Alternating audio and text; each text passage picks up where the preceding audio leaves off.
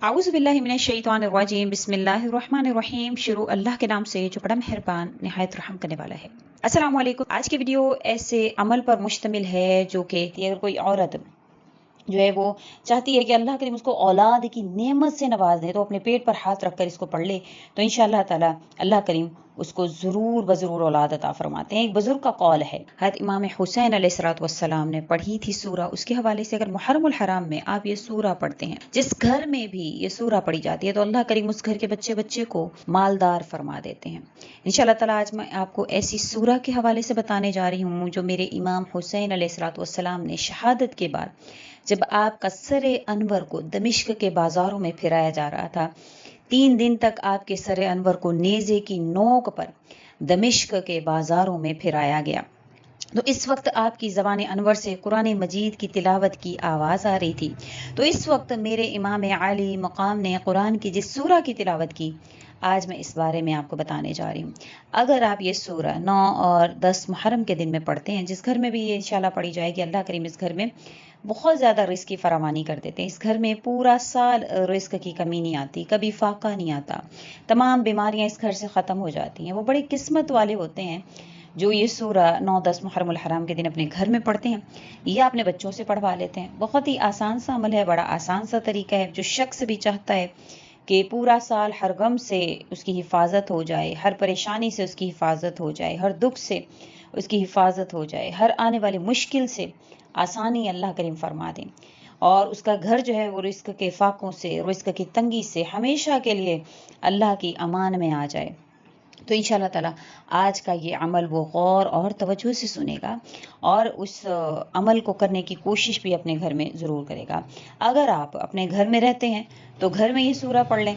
अगर किसी और जगह रहते हैं, यानी कि अगर आप अपने घर में नहीं हैं, बाज़ लोग जॉब के सिलसिले में बाहर गए हुए होते हैं, तो अपने घर को तसव्वुर में लाकर आप ऐसी जगह पर बैठकर इसका एहतमाम कर सकते हैं और फिर आप तसव्वुर में लाकर अपने घर में उसको फूंक सकते हैं।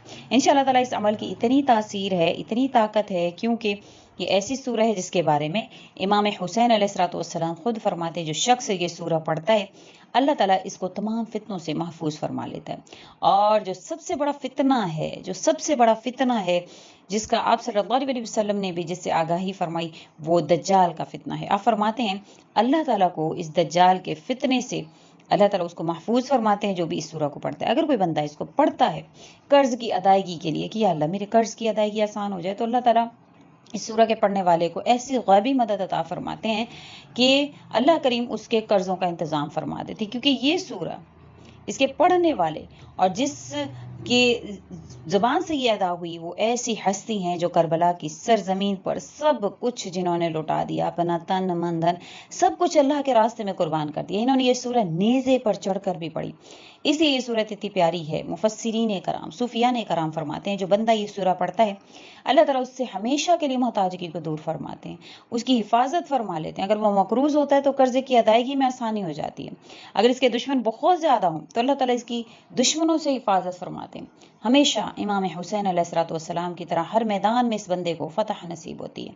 इस तरह हमेशा के लिए गुर्बत का खात्मा होता है, जालिम से हमेशा के लिए निजात मिलती है। अगर कोई औरत जो है वो चाहती है कि अल्लाह करीम उसको औलाद की नेमत से नवाज दे, तो अपने पेट पर हाथ रखकर इसको पढ़ ले तो इंशाअल्लाह ताला अल्लाह करीम उसको ज़रूर ज़रूर औलाद अता फरमाते हैं। एक बुजुर्ग का कौल है, कहते हैं अगर कोई बंदा मस्जिद में बैठकर खलूस नियत के साथ इस सूरा को पढ़े, तो इसके बाद वो सजदे में चला जाए, सजदा रेज होकर अल्लाह ताला के हजूर अपनी किसी भी हाजत के लिए, ख़ास करके रिस्क के हवाले से, तंगी से खलासी के हवाले से दुआ करे, तो अल्लाह ताला अगले ही दिन उसके लिए इंतज़ामात फरमाना शुरू कर देते हैं। और अगर ये सूरा कोई एक जुमा पढ़ता है तो दूसरा जुमा नहीं गुजरता, एक हफ्ते के अंदर अंदर अल्लाह करीम उसके तमाम तर मकासद में आसानी पैदा फरमा देते हैं। अल्लाह ताला उसकी हर मुश्किल को आसान फरमाते हैं। इसी तरह जो शख्स भी मुहर्रमुल हराम की 9 और 10 तारीख को इसको पढ़ेगा तो अल्लाह ताला इस बंदे की हर मुश्किल को आसान फरमाएंगे। मैं आपको जो अमल बता रही हूँ ये इमाम आली मकाम आली जो है इमाम हुसैन अलैहिस्सलातु वस्सलाम की तिलावत करदा ऐसी सूरह है कि जो उन्होंने रब की बारगाह में पढ़ी और अल्लाह ताला ने उनकी इस सूरा को हम तक पहुँचाया है। इंशाअल्लाह ताला जो भी इसको पढ़े अल्लाह करीम उसकी तमाम तर परेशानियों को ख़त्म फरमाएंगे। बेशक जो भी इंसान नमाज के सजदों में अपनी पेशानियों को हमेशा तर रखता है, कुरान की तिलावत से अपनी ज़बान को हमेशा तर रखता है, तो उसको दुनिया में भी इज्जत मिलती है, कल क़यामत के दिन भी अल्लाह करीम उसको इज्जत देंगे। इसीलिए मेरे प्यारे सुनने वालों, अहम दिन है, बड़ी सुहानी घड़ियां हैं। आप भी अपने घरों के अंदर ज़रूर इमाम हुसैन अलैहिस्सलाम की इस सूरह का पढ़ने का अहतमाम करें। मैं आपको बताऊं कि बहुत ही कीमती अमल है, कीमती बातें हैं जो मैं आपको बता रही हूँ। इंशाल्लाह ताला आपकी नस्लें आबाद होंगी, आपका मुकद्दर संवर जाएगा, आपकी ज़िंदगी संवर जाएगी, आपके हालात बदल जाएंगे, क्योंकि ये दिन अहम दिन होते हैं। इसमें योम आशूरा के हवाले से जो तमाम तर उसकी फ़जीलत है, जो मुहर्रम हराम के हवाले से है, वो भी मैं आपसे ज़िक्र करना चाहूँगी कि मुहर्रम हराम के जो दिन है बड़ी फ़जीलत वाले हैं और ये महीना बड़ी फ़जीलत वाला है। हर साल में इस अमल को किसी चीज़ पर भी अगर आप लिख कर महफूज कर लेंगे तो इंशाल्लाह ताला आपकी तमाम मुश्किलात जो हैं वो आसान होंगी। परेशानियों से अगर आपका सामना है तो अल्लाह करीम इस सूरह की बरकत से आपके मुकद्दर को संवार देंगे, आपकी मुश्किलों को आसान कर देंगे, अपनी हाजत अल्लाह की बारगाह से आप पूरी करवा सकेंगे। क्योंकि इमाम हुसैन अलैहिस्सलाम की शहादत का जो दिन है वो तारीख़ के अंदर ऐसी शहादत है कि इस जैसी शहादत न इससे पहले हुई, न क़यामत तक कोई और इस तरह की शहादत हो सकती है। इमाम अली मकाम के बारे में नबी करीम सल्लल्लाहु अलैहि वसल्लम ने खुद फरमाया कि जब हज़रत इमाम हुसैन अलैहिस्सलाम की पैदाइश हुई, आपकी विलादत हुई, तो साथ ही आप सल्लल्लाहु अलैहि वसल्लम ने इनकी शहादत के बारे में आगाह फरमा दिया। तो उम्मे सलमा रज़ी अल्लाह तआला अन्हा बयान करती हैं कि नबी करीम सल्लल्लाहु अलैहि वसल्लम ने फरमाया कि जिब्राइल अमीन ने मुझे अभी अभी इतला दी है कि मेरा फ़र्जंद सरज़मीन फ़ुरात में शहीद किया जाएगा। मैंने जिब्राइल अलैहिस्सलाम से कहा कि इसके मुक्तल की मट्टी ला कर दिखाओ। बस वो मट्टी लाए। फिर वो मट्टी नबी करीम सल्लल्लाहु अलैहि वसल्लम ने उम्मे सलमा रज़ी अल्लाह तआला अन्हा को दी और फरमाई कि जब ये मट्टी खून में बदल जाए तो समझ लेना मेरे बेटे को शहीद कर दिया गया है। उम्मुल मोमिनीन उम्मे सलमा रज़ी अल्लाह तआला अन्हा फरमाती हैं कि इस मट्टी को शीशी में डाल दिया गया। जब इमाम अली अलैहिस्सलातु वस्सलाम अर्ज़ करबला में शहीद हुए तो वो मट्टी मदीना पाक में खून में बदल गई। और जब मैंने वो मट्टी देखी तो मुझे पता चल गया कि आज इमाम अली मकाम इमाम हुसैन अलैहिस्सलाम को शहीद कर दिया गया है। तो इस तरह से वो फरमाती हैं कि दोपहर का वक्त था, मैं अपने घर में सोई हुई थी, नबी करीम सल्लल्लाहु अलैहि वसल्लम मेरे ख्वाब में आए। नबी करीम सल्लल्लाहु अलैहि वसल्लम का सर मुबारक घर ताल्लुक था। मैंने नबी करीम सल्लल्लाहु अलैहि वसल्लम की बारगाह में अर्ज़ किया, या रसूल अल्लाह सल्लल्लाहु अलैहि वसल्लम, आप परेशान क्यों हैं? आप सल्लल्लाहु अलैहि वसल्लम इस हाल में आप सल्लल्लाहु अलैहि वसल्लम का आना कैसे हुआ?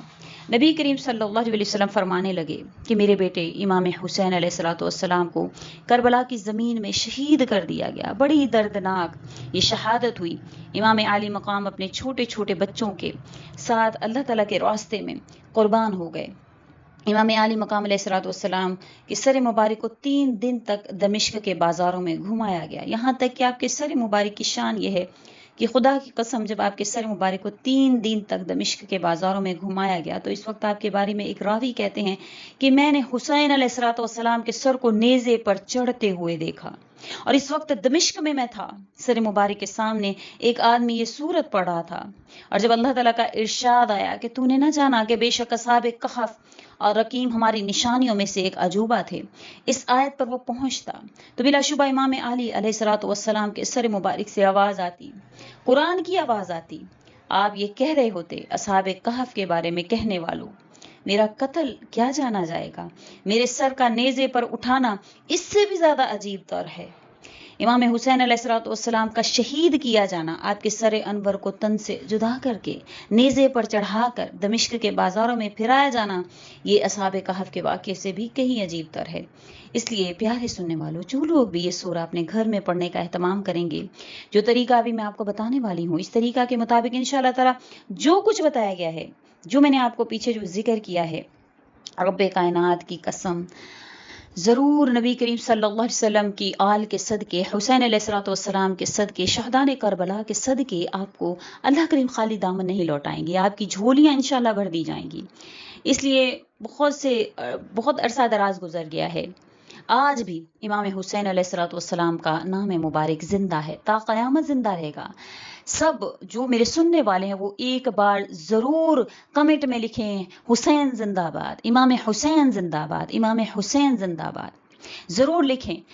इमाम आली मकाम से मोहब्बत करने वाले ये ज़रूर अल्फाज लिखें, अपनी मोहब्बत का सबूत दें कि ये जो पहला महीना मुहर्रमुल हराम का, ये जो हिजरी साल का आगाज़ ज़िलहज्जा पर हिजरी साल का इख्तिताम होता है, इस माह को नबी करीम सल्लल्लाहु अलैहि वसल्लम ने अल्लाह ताला का महीना करार दिया। यूँ तो सारे ही दिन, सारे ही महीने अल्लाह के हैं, लेकिन अल्लाह ताला की तरफ निस्बत करने से इसकी फ़जीलत ज़ाहिर होती है।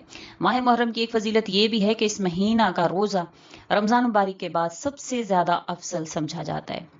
حضرت علی علیہ الصلوۃ والسلام سے روایت ہے کہ میں نبی کریم صلی اللہ علیہ وسلم کے پاس بیٹھا ہوا تھا، ایک صاحب نے آ کر پوچھا یا رسول اللہ، رمضان کے بعد کس مہینے کے روزے رکھنے کا اہتمام کرنے کا آپ حکم مجھے دیتے ہیں؟ تو نبی کریم صلی اللہ علیہ وسلم نے ارشاد فرمایا، اگر رمضان کے مہینے کے بعد تمہیں روزہ رکھنا ہو تو محرم کا روزہ رکھو، اس لیے کہ یہ اللہ کا مہینہ ہے، اس میں ایک دن ہے جس میں اللہ تعالیٰ نے اپنی قوم کی توبہ قبول کی اور دوسرے لوگوں کی توبہ بھی قبول فرمائیں گے۔ یہ ترمذی کی حدیث ہے۔ جس قوم کی توبہ قبول ہوئی وہ قوم بنی اسرائیل ہے، جیسے کہ اس کی وضاحت کی حدیث میں ہے کہ عاشورہ کے دن اللہ تعالیٰ نے حضرت موسیٰ علیہ الصلوۃ والسلام اور بنی اسرائیل کو فرعون اور اس کے لشکر سے نجات دی تھی۔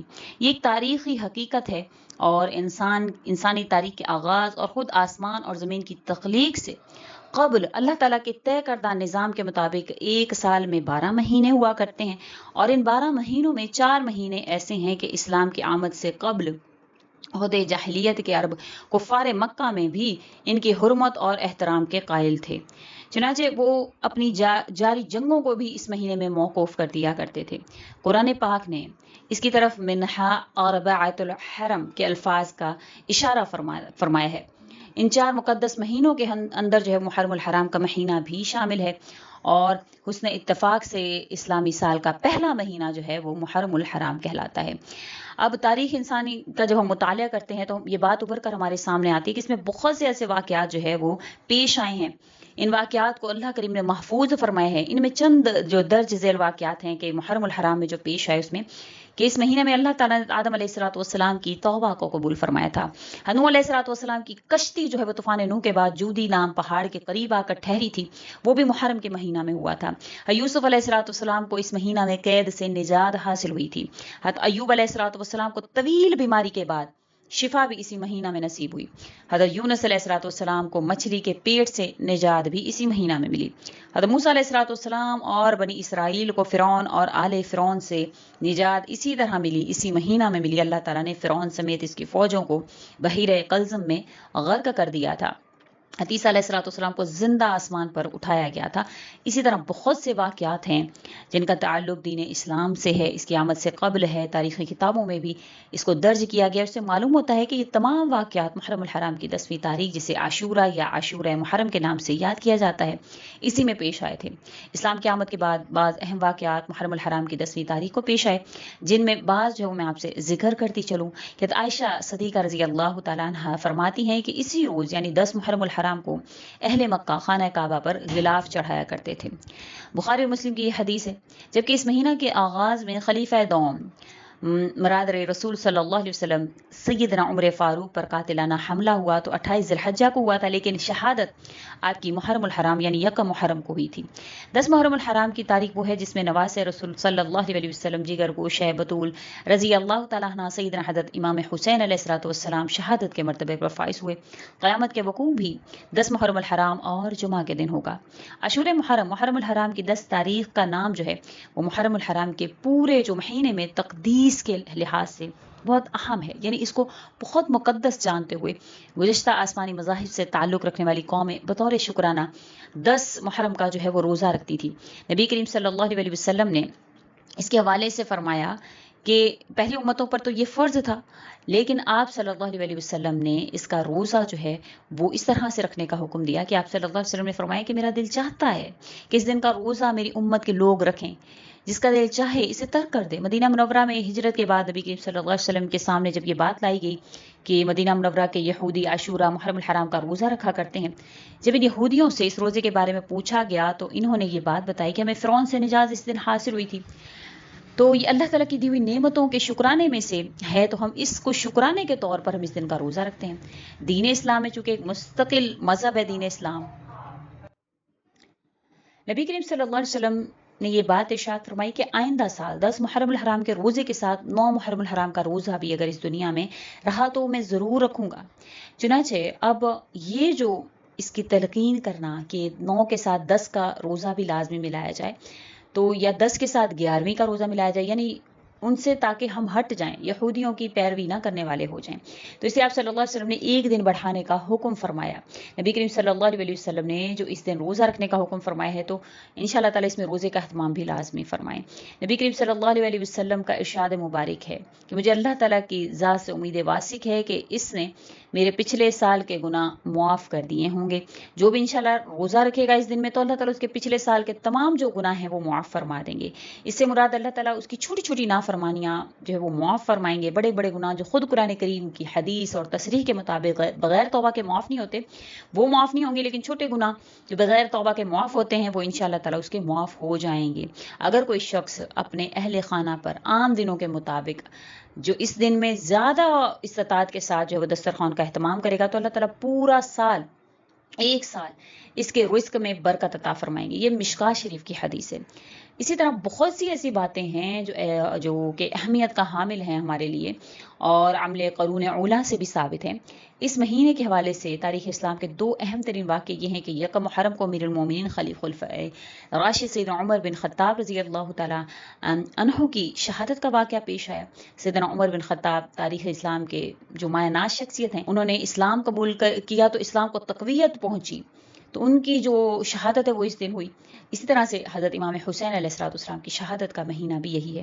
تو یہ جو میں آپ کو عمل بتا رہی تھی، محرم الحرام کے مہینہ میں اگر آپ یہ سورہ یعنی سورہ کہف پڑھنی ہے، آپ نے کتنی مرتبہ پڑھنی ہے، کس طرح پڑھنی ہے، وہ میں آپ سے ذکر کروں کہ آپ اپنے گھر میں سب لوگ مل کر بھی پڑھ سکتے ہیں، ایک شخص بھی پڑھ سکتا ہے۔ پھر اس کے بعد آپ نے کرنا کیا ہے کہ مکمل سمجھ لیجئے کہ آپ نے پھر کوئی نہ کوئی صدقہ جو ہے وہ لازمی کرنا ہے۔ اگر آپ ایسا نہیں کر سکتے، یعنی آپ کے پاس نہیں ہے اتنے پیسے وغیرہ ہیں، تو آپ پھر صرف اور صرف ایک پانی جو ہے وہ پانی کا ایک جگ، پانی کا ایک گلاس ہی کیوں نہ ہو، تو آپ اس کو جو ہے وہ اس نیت سے کہ یہ میں اللہ کریم میں یہ آپ کی راہ میں جو ہے وہ دے رہا ہوں، تو آپ نے وہ ضرور کرنا ہے۔ سب سے پہلے تو آپ نے درود پاک کا اہتمام کرنا ہے۔ 11 مرتبہ آپ نے درود ابراہیمی پڑھنا ہے اول و آخر، اور اس کو آپ صلی اللہ علیہ وسلم کی آل پر، اولاد پر آپ نے یہ درود و سلام کا نذرانہ جو ہے وہ بھیجنا ہے۔ آپ نے پڑھ کے اس کے بعد درود ابراہیمی کا اہتمام، آپ کو پتہ ہے درود ابراہیمی نماز والا ہے، تو اس کے بعد آپ نے اس جو سورہ کو، سورہ کہف کو آپ نے پڑھنا ہے، کیونکہ یہی وہ سورہ ہے جو کہ امام حسین علیہ السلام نے نیزہ پر پڑھی تھی۔ تو انشاءاللہ تعالیٰ آپ اس کو لازمی اس کا اہتمام کریں۔ تمام لوگ الگ الگ بھی پڑھ سکتے ہیں، بہت مختصر سی سورہ ہے، آسان سی ہے، تو آپ نے ضرور جو ہے وہ اس کو لازمی پڑھنا ہے انشاءاللہ تعالیٰ۔ اس کے بعد آپ اللہ تعالیٰ سے امید رکھیں کہ اللہ تعالیٰ آپ کی تمام تر پریشانیوں کو ختم فرمائیں گے اور آپ کی تمام تر مرادیں جو ہے وہ اللہ کی بارگاہ میں قبول ہوں گی انشاءاللہ تعالیٰ۔ اللہ پاک سے آپ جو مانگیں اللہ پاک آپ کو ضرور عطا فرمائے۔ اس وظیفہ کی برکت سے آپ کو مایوسی نہیں ہوگی، آپ اپنے مقاصد میں ضرور کامیاب و کامران ہو جائیں گے۔ آج تک اس وظیفے کی برکت سے کوئی شخص بھی مایوس نہیں ہوا، تو کامل ایمان یقین کے ساتھ اللہ تعالیٰ کی بارگاہ میں رو رو کر، گڑ گڑا کر دعا مانگیں۔ جس چیز کا بھی آپ تصور کریں گے، جس چیز کی بھی آپ کو ضرورت ہوگی، اللہ سے مانگ لیجئے۔ انشاءاللہ اس مبارک مہینہ میں، اس مبارک بابرکت دن کے حوالے سے آپ کی تمام حاجات، آپ کی تمام مرادوں کو اللہ کریم پورا فرمائیں گے۔ اللہ تبارک و تعالیٰ سب کو یہ عمل کرنے کی توفیق عطا فرمائیں، سب کی مشکلات کو آسان فرمائیں، آمین۔ اور جیسے کہ میں نے ذکر کیا کہ آپ کمنٹ میں امام حسین علیہ السلام کے حوالے سے یا حسین زندہ باد لازمی لکھیے، امام حسین علیہ السلام پر درود و سلام کا نذرانہ لازمی بھیجیں۔ امید کرتی ہوں آپ کو ویڈیو اچھی لگی ہوگی، اچھی لگی ہے تو لائک کریں، شیئر کریں اور میرے چینل کو سبسکرائب بھی ضرور کر دیں۔ اسی کے ساتھ اجازت چاہوں گی، اللہ حافظ۔